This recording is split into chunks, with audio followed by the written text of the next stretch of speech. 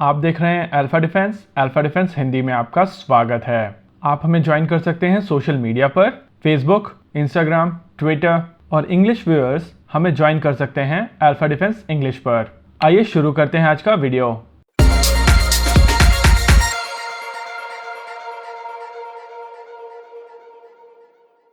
आज के इस वीडियो में हम लोग बात करेंगे वर्टिकल लॉन्च अस्त्र के बारे में।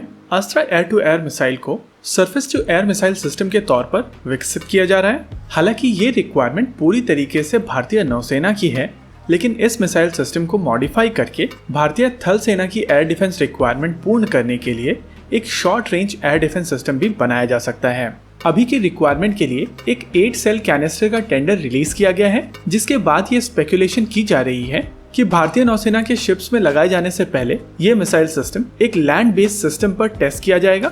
अस्त्रा एयर टू एयर मिसाइल भारतीय वायुसेना के बेड़े में ऑलरेडी शामिल की जा चुकी है। ये मिसाइल भारतीय वायुसेना के Su-30 MKI के साथ में इंटीग्रेट की गई है और आने वाले समय में तेजस, MiG-29 और मिराज 2000 के साथ में इस मिसाइल को इंटीग्रेट किया जाएगा।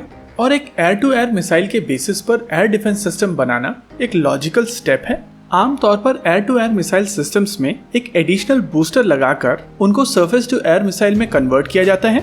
अगर भारतीय नौसेना की रिक्वायरमेंट की बात की जाए तो भारतीय नौसेना के शिप्स पर short range surface to air missile system नहीं है। भारतीय नौसेना की रिक्वायरमेंट के लिए Trishul surface to air missile system बनाया जा रहा था। हालांकि ये तीनों सर्विसेज के लिए बनाया जा रहा था, लेकिन इसकी सबसे ज्यादा जरूरत भारतीय नौसेना को थी। लेकिन इस प्रोजेक्ट में डिले के चलते भारतीय नौसेना को इजरायली बराक 1 मिसाइल अक्वायर करनी पड़ी, क्योंकि उस समय तक पाकिस्तान ने एंटी शिप मिसाइल एक्सोसैट खरीद ली थी और भारतीय नौसेना के शिप्स इन मिसाइल्स के खिलाफ वल्नरेबल हो गए थे। जब भी बात की जाती है भारतीय नौसेना के शिप्स की, तो कहा जाता है कि भारतीय नौसेना के शिप्स में कम मिसाइल सिस्टम्स हैं। उसका मेन कारण है कि इन शिप्स में जो मिसाइल सिस्टम्स जाने हैं वो अभी तक पूरी तरीके से तैयार नहीं है। लेकिन डीआरडीओ के चीफ के अनुसार इस साल के अंत तक वर्टिकल लॉन्च अस्त्र भारतीय सेनाओं की रिक्वायरमेंट के लिए तैयार कर ली जाएंगी। आने वाले समय में जो लैंड सिस्टम बनाए जाने हैं वो कॉम्पैक्ट सिस्टम होने चाहिए और एक ही सिस्टम के ऊपर radar, electro optical unit, command and control centre और हो सके तो लॉन्चर भी एक ही ट्रक के ऊपर होना चाहिए। और क्योंकि Astra air to air missile का वेट काफी कम है, इस वजह से एक ही ट्रेलर के ऊपर ये सारे सिस्टम आसानी से माउंट किए जा सकेंगे और ये भारतीय सेनाओं की त्रिशूल वाली रिक्वायरमेंट पूर्ण कर सकेगी। आमतौर पर एयर टू एयर मिसाइल जब काफी ऊंचाई पर फायर की जाती हैं, तो उनके ऊपर एयर ड्रैग कम होता है और उनको अगेंस्ट ग्रेविटी काम नहीं करना पड़ता है। इसके उलट जब यही मिसाइल वर्टिकल लॉन्च मोड में एक सरफेस टू एयर मिसाइल के तौर पर लॉन्च की जाती हैं, तो इस मिसाइल की रेंज तकरीबन 1/4 हो जाती है, यानी कि 1/4। हम लोगों ने अस्त्र वाले वीडियो में हेड ऑन चेस और टेल चेस एक्सप्लेन किया था। उस वीडियो का लिंक मैं आई बटन में डाल दूंगा और उस हिसाब से इस मिसाइल की एब्सोल्यूट रेंज तकरीबन 80 किलोमीटर की है। यहाँ पर नोट करने वाली बात यह है कि इस मिसाइल की ऑपरेशनल रेंज 110 किलोमीटर के आसपास है और हम लोग कैलकुलेशन के लिए इस मिसाइल की एब्सोल्यूट रेंज को ले रहे हैं, यानी कि वर्टिकल लॉन्च अस्त्र की रेंज 15 किलोमीटर से 20 किलोमीटर तक की होगी। वर्टिकल लॉन्च अस्त्र के ऊपर जो नया एयर डिफेंस सिस्टम बनाया जाएगा वो आकाश एयर डिफेंस सिस्टम की नीचे वाली लेयर बनाएगा, जहां आकाश 30 किलोमीटर दूर के टारगेट को न्यूट्रलाइज करेगा। वहीं पे वर्टिकल लॉन्च अस्त्र 15 से 20 किलोमीटर की दूरी पर अपने टारगेट्स को न्यूट्रलाइज करेगा। आने वाले समय में अस्त्र मार्क 2 जिसमें डुअल पल्स का प्रयोग किया जाएगा वो भी बनने वाली है और इसी मिसाइल के बेसिस पर इसका active radar homing Sikar change करके इंफ्रारेड सीकर लगाकर एक with in visual range missile भी बननी है।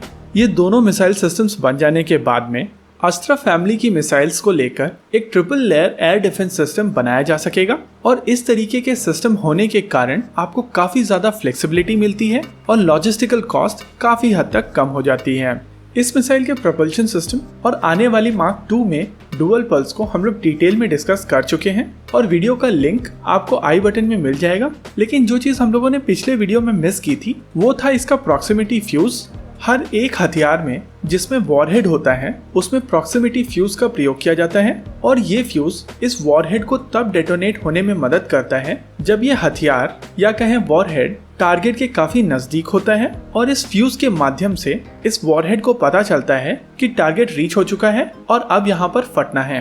इस मिसाइल सिस्टम में रेडियो फ्रीक्वेंसी प्रॉक्सिमिटी फ्यूज का प्रयोग किया जाता है। ये फ्यूज जैसे ही ये मिसाइल टारगेट के करीब पहुंचती है, वैसे ही टारगेट से रिफ्लेक्ट होकर आ रहे रेडियो फ्रीक्वेंसी को ऑब्जर्व करती है, एम्पलीट्यूड कैलकुलेट करती है और जैसे ही ये मिसाइल सिस्टम टारगेट के करीब पहुंचता है, वो वॉरहेड को डेटोनेट होने की कमांड दे देती है। इस तरीके का प्रॉक्सिमिटी फ्यूज मिसाइल के आने की खबर एयरक्राफ्ट के रेडार वार्निंग रिसीवर को दे देता है और साथ ही इस तरीके के फ्यूज जैम हो सकते हैं। इस चीज से बचने के लिए advance air to air missiles में लेजर प्रॉक्सिमिटी फ्यूज का प्रयोग किया जाता है। इस तरीके के फ्यूज टारगेट के ऊपर एक नैरो बीम लेजर की मारते हैं और इस लेजर बीम की मदद से टारगेट का डिस्टेंस पता चलता रहता है और जैसे ही ये मिसाइल टारगेट के करीब पहुंचती है, ये वॉरहेड को डिप्लॉय कर देती है और टारगेट को नष्ट कर देती है। ये surface to air missile system काफी इंटरेस्टिंग सिस्टम होने वाला है और जिस तरीके से NASAM-2 एक कॉम्पैक्ट सिस्टम है, उस तरीके का सिस्टम आने वाले समय में भारत में बनेगा। हालांकि NASAMS-2 में AIM-120D का प्रयोग होने के कारण इसकी रेंज ज्यादा है।